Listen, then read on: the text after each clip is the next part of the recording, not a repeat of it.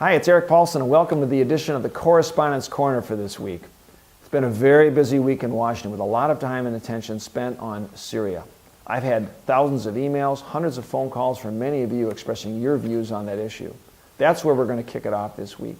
Got an email from this week from Donna in Coon Rapids, and she writes in saying, Congressman Paulson, I'm writing to urge you to vote no on the authorization for use of military force in Syria. While the use of chemical weapons is horrible, military action is not the answer.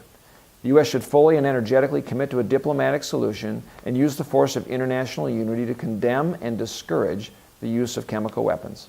Thank you, Donna. Well, first of all, I've opposed the President's request for military intervention in Syria. I think the proper and appropriate course of action is for the U.S. to lead an international effort to bring those that are responsible for using chemical weapons to justice, try them for war crimes in an international court of law. It's been done successfully before with other dictators. We should do it again. I've signed on to a bipartisan resolution that does exactly that because it is a diplomatic opportunity to move that issue forward successfully. Also this week I received a note from Amy in Edina, and she wrote in about a very important issue. It was actually about ovarian cancer awareness. And she writes in saying, Dear Representative Paulson, as someone whose mother had ovarian cancer, I respectfully request that you support the Ovarian Cancer National Alliance's initiative to fund innovative research and awareness for ovarian cancer patients. This will help our nation make progress toward identifying ovarian cancer at its earliest stage and reduce mortality from the disease. Sincerely, Amy.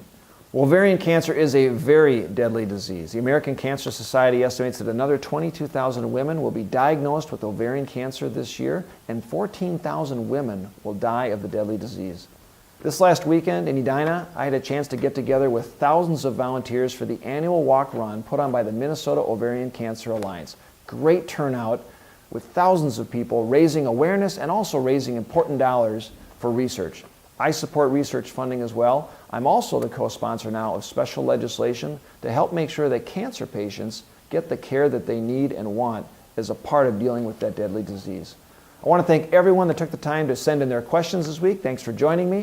If you have a question, don't hesitate to reach me out on the website at paulson.house.gov. You can, of course, get me on Facebook and Twitter as well. Have a great weekend and a great week.